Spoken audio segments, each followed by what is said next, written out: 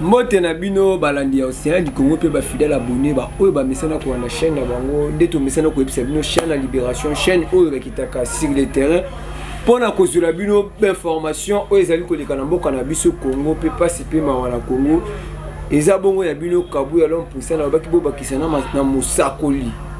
po makambo na lobaki yango ekomi kokokisana bande ko sobo moninga naza na titidi ya boye pe façon na ngaya ko loba na zolo ba pena na vivacité te po passe leki mingi na motema na makambo tozomona na ba politiciens congolais oyo biso to tchelaki motema oyo biso to ndimaki ke totambola na bango elongo kasi lelo ba décevoir ba peuple congolais donc passe likolo a passe dena epse ki bidon émission te ko koto ça qui analyse na mama Dorian na lobaki na Congo tozo fêter te toza na passe non po tozo fêter te po toza na ba moyen te kasi lelo pe lisusu passe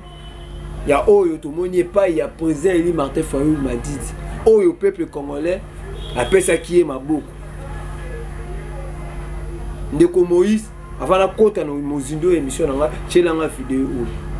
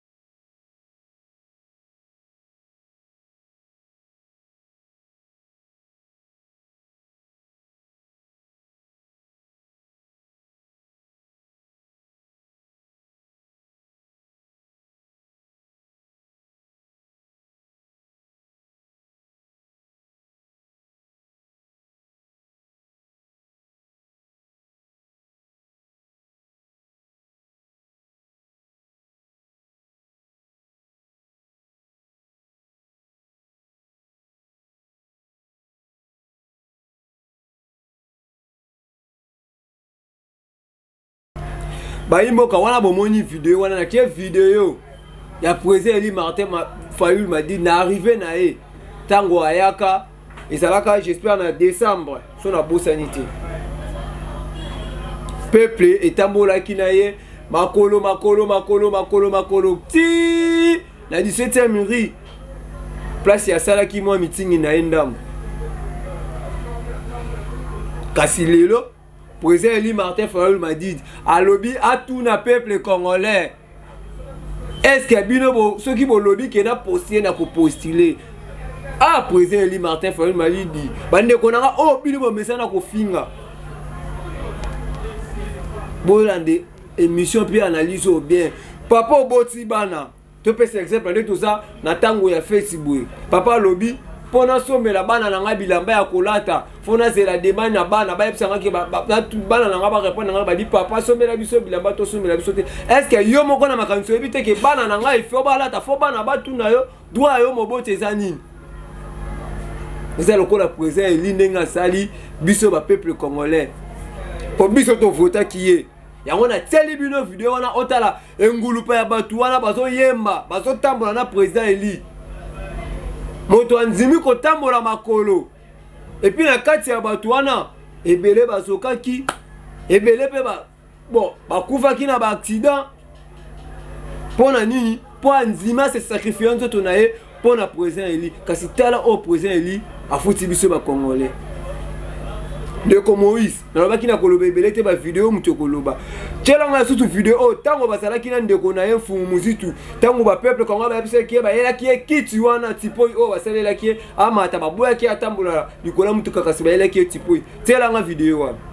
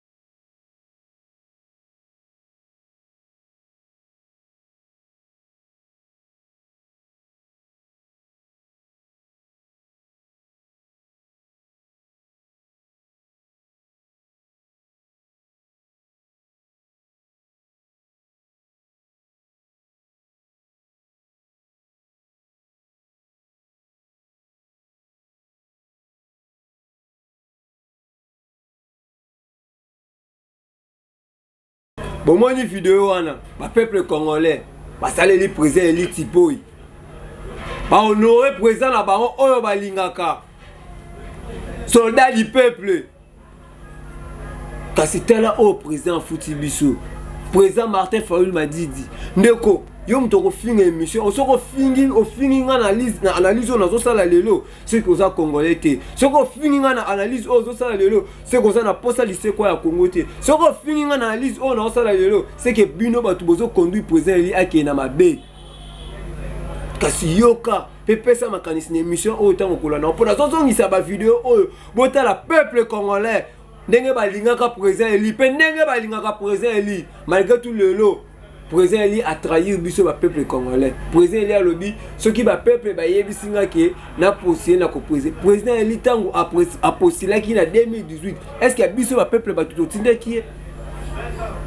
tango toye makanzembo na malili ne elanga to vota ki nani to vota ki Fayulu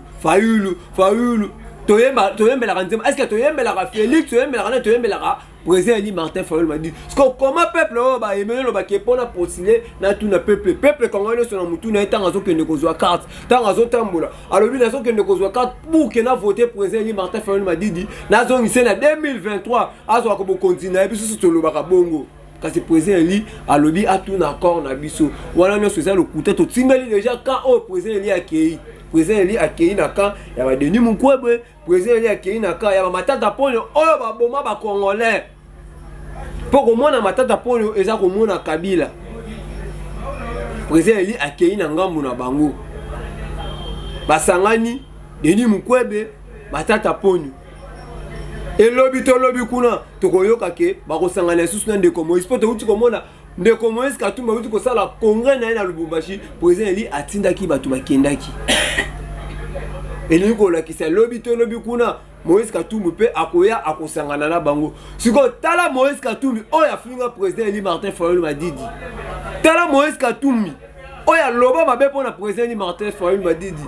aloba ke Martin Fayulu Madidi ata le côté ngai mutu na pesa mbongo ya cha candidature jet privé na ngamte salela e campagne partout kenda Martin Fayulu na poids politique azate apaso atuka na tete ya ko paso la charte ya lamuka kasi lelo président Eli Martin Fayulu Madidi ozo luko ke no sangana na ndeko Moïse ko biso batoto lobaki mabe pona ndeko Moïse eloko nini ofuti biso eza lokola ngai na ko kotela ndeko nanga Moïse oyo Moïse Katumbi te Moïse Ngombi monter na biso azoswana na moto nganya ye na koteli nga pe na komi koswana na moto wana azoswana na ye lobi to lobi kuna na moni Moïse ake kosolola na moto wana bakomi kosola ngaya sali ngani eloko nini nga na ko sentir eza lokwa eloko président Fayulu afuti ba congolais po ba congolais to finga po eskizenga na terme to lobela ki Moïse Katumbi mabe po biso to mane ko lingate mutu acha président Eli Martin Fayulu Musapi soko te président Eli Martin Fayulu Musapi c'est ko tie ba congolais kasi tango Moïse a touché ki point na ko tie président Eli Martin Fayulu Musapi biso to telema kasi président Eli a tuni encore ba congolais te akei mama ko akei ko kende ko sangana na Moïse Katumbi lamuka oyo bandaki ko tambola botikala kimi bale yo na fumuzitu engulu pa bato bazalaki na bino elongo kolonga ba Moïse Katumbi na lamuka esala eloko te faite kota te eloko te e contrat kutu na benga ngo zaki lokola kiyungulu to yingola ki bato mabe kasi yo nzimi o trahir ndeko na yo o bozalaki kotambola na même idée naza pour te naza contre te mais nazo loba makambo eza ya solo biso soto zaki fumu muzitu abongami azokende kokota na union sacrée azokende boye biso soto mona kama fumu muzitu akoko kokota na union sacrée lelo o na fumu muzitu na Martin Fayulu Madidi nani o lelo o aza mosantu to nani o lelo azokisi motema ba congolais po fumu muzitu le ba donc depuis ma makambo e bandi to tikali komona na mteke o fumu muzitu akendaki akoteli asangani na mutu moko boye o fumu muzitu akete asana kwa na ye atelemi avandi boye mais président Eli toyokaki akenda ba Denis Mukwege baye ba Matata Ponyo baye lelo toyoki Moïse Katumbi baye ba peuple congolais yango na bi papa nanga directeur cabinet ya président Eli Martin Fayulu Madidi. Papa nani papa okomone kimanga papa nani na dans la CG de Vos. Dans le moins CG de Vos na papa Mwalim. Bino ba ko zala pembe na président Eli. Est-ce que bote ya kaete to boloba na boloba boyebisa kaete makambo ya o azosala. Est-ce que président Eli pour comme place où il a commis et ça la can effort na mokoto et ça qui effort na mokoto ça qui effort ya ba peuple congolais tant azo que ne ko signer ba corps azotala bakapanga na te bakufa azotala ba ligue mulopoto au moins na bota miti akoli ayebi tata te kasi pona kolobela président Eli ya akei akokota makala ndeko nanga Moïse nalobaki na kolobe belé te kasi ba video yo zongisa nga sous video yo ngulupa ya batu ka ndeba bande kotambola na président Martin Fayulu.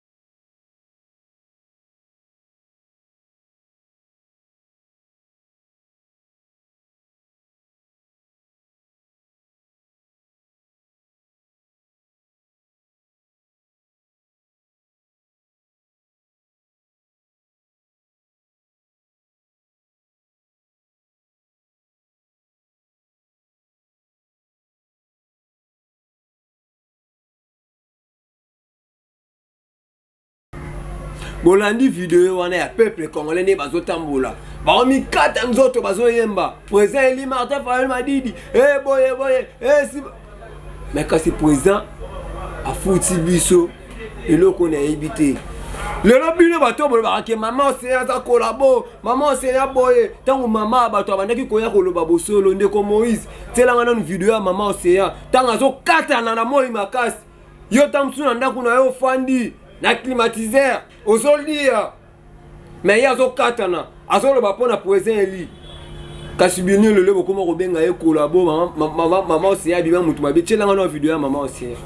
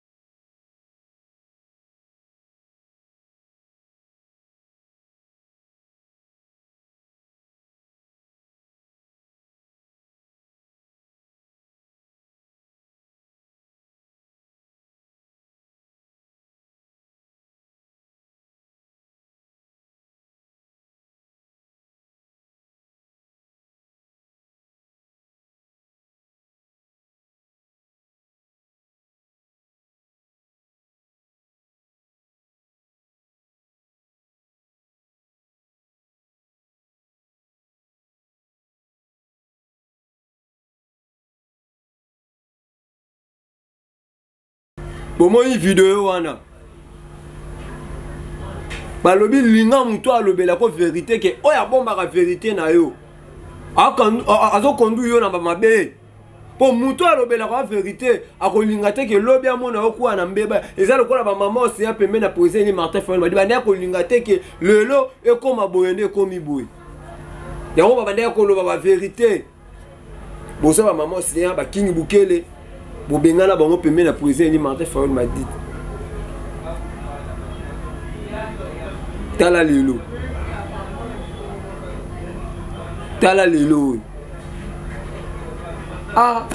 tokotunana na 2023 tokotunana alors peuple congolais ngana oto tikali katanga président Martin Fayulu madi déjà mis pesi position à la kisike akosanrole na été plutôt akopostuler te pour s'enrôler déjà malaki que a repostuler na ye te a cause la candidat président te donc a soutenir ce que ça Denis Mukwege na lisango bazo sala a cause la candidat unique a soutenir Denis Mukwege ce peuple e cause la matata ponyo ba soutenir matata ponyo ce qui peut cause la Moïse Katumbi ba soutenir Moïse Katumbi siko ngai na yo to tika liwa ah bongo ngai ce qui na lobby na moni ke place mutema na ngai zote pona ko soutenir na nga Moïse Katumbi te aza étranger na ko soutenir na ngai matata ponyo te po baza batu oyo lelo oyo peuple congolais so souffrir boy eza ba matata ponyo tango moni Kabila moni matata ponyo na soutenir yete bon soki boyoki lelo ngai na lobby ke na soutenir na voter na nga président Félix yo romona mabe pour ça dans lobby combat Félix comme eloko moko ya mabe na mitu na bino na minoko na bino otangi komba Félix wana nini foto tanga komba Félix na mabe te tamu super bateau baza pembe na ye ba conduire na mabe tamu so azu batu tamu so lo bateau ba raisonner ba ye ba kamususu ba ko conduire pe na malamu to sani so na voter na nga ndeko po Moïse Katumbi na ko pese voix te jamais au mieux na pese voix a fait qui se quede oto yebi papa na ye o pe to tambola na ye ata bunga ki ma to tambola na ye soki azui makanisa bien pour na mboka toko pesa na biso ye ba fois et ça lo pas c'était son na lobby boy po ye mukolo na biso ye moko atenga mibongo biso ba to tika to sani toko tenga mape kaka tout Congolais au la émission le pesa likanisi pesa pe solution pour na mboka na biso ceux qui ofingi na lobby oza faux Congolais oza na posa Congo ke liboso te oza pe muto bozo ndima boko ta poser ali na libulu histoire na ya politique e bunga kasi bo pesa solution pour na mboka na biso merci la bino bozo occasion ya kolanda émission ya lelo bo s'abonner no sien du Congo na baki na koza mpusse te na ko l'accepter no ba vidéo arrivé à président Martin Fayulu madi tant le la zong si bana bal na ka peuple bina peuple so ba lobina postuler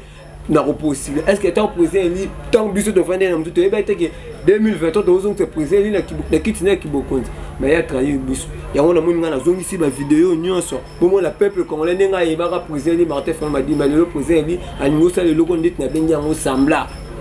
atenga mi déjà bango ko c'est le peuple congolais bien vous s'abonner au Sénat du Congo pour partager l'émission et ça qui bon ya bino kabu ya l'homme pour ça mosakoli ngala bino to kutani mikolo jali pour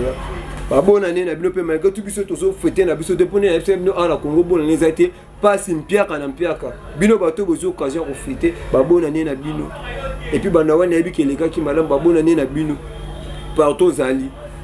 vous s'abonner au Sénat du Congo bye.